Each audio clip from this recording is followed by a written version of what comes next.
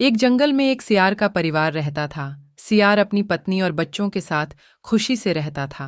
लेकिन जिस गुफा में सियार का परिवार रहता था, वह बहुत पुराना हो गया था और उसके परिवार को नया घर चाहिए था।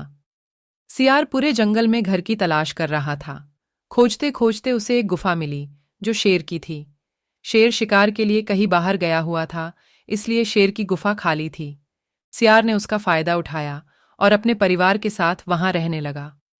थोड़े दिन बाद शेर जब वापस आया तो उसने सुना कि गुफा के अंदर से कुछ आवाजें आ रही थीं। वो सोच में पड़ गया कि मुझसे ज्यादा ताकतवर और कौन है जो मेरी गुफा में आके रहने की हिम्मत किया।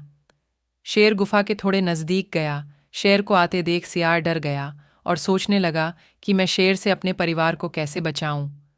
उसने एक तरकीब लगाई।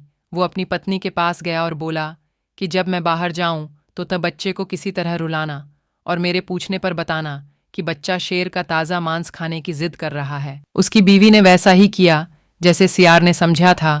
तरकीब काम आ गई और शेर ये सब सुन के डर गया और वहां से भाग गया। रास्ते में शेर को हाथी मिला। शेर को डरा हुआ देख हाथी ने पूछा कि क्या हुआ भाई, तुम इतना डरे हुए क्यों हो? तो शेर ने बताया कि मेरी गुफा में मुझसे भी बड़ा कोई और आ गया है और वो मुझे खाने की बात कर रहा है। ये सुनकर हाथी बोला कि कोई बात नहीं, चलो मैं तुम्हारे साथ चलकर देखता हूं कि कौन है वो। शेर हाथी पर विश्वास करके उसके साथ गुफा की ओर गया। यह देख सियार डर गया और उसने फिर से एक तरकीब लगाई और फिर वो अपनी बीवी से कहने लगा कि तुम परेशान मत हो, बच्चे को चुप करवाओ। मैंने जिस हाथी से शेर को लाने को कहा था वो उसे लेकर आ रहा है। शेर ये सुनकर डर गया और हाथी का साथ छोड़कर वो वापस से जंगल में भागने लगा। भागते भागते उसे रास्ते में बंदर मिला। उसने भी शेर से वही सवाल किया और बोला कि इस बार आप मुझ पर भरोसा करके मेरे साथ गुफा की ओर चलिए। शेर चल पड़ा बंदर पर भरोसा करके, लेकिन इस बार उसने एक शर्त रखी। उसने बंदर से कहा कि मैं तुम्हारे साथ चलने को तैयार हूं, लेकिन तुम्हें मेरी और अपनी पूंछ एक साथ बंधनी होगी ताकि तुम मुझे अकेला छोड़कर ना भागो। बंदर ने शेर की बात मान ली और साथ चल पड़ा।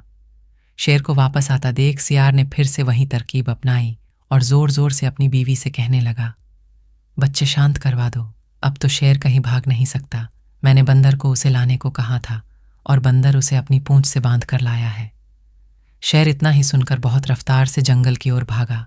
शेर ने बंदर को पूरे रास्ते में घसीटा। बंदर की इसी दौरान मौत हो गई। शेर जब थोड़ी दूर पहुंच गया तो उसने पीछे बंदर को देखा और वो ये नहीं समझ पाया कि बंदर मर चुका है। वो बंदर से कहता है, तुमने भी मुझे हाथी की ही तरह धोखा दिया। सियार ने अपनी बुद्धिमानी से शेर को उसकी ही गुफा से बाहर कर दिया और बंदर अपने बेवजह दूसरों के मामले में घुसने की आदत की वजह से मारा जाता है।